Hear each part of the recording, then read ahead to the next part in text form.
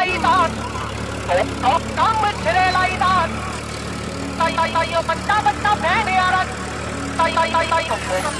ਗੱਲਾਂ ਸਾਇਲੈਂਟ ਕੰਮ ਸਾਡਾ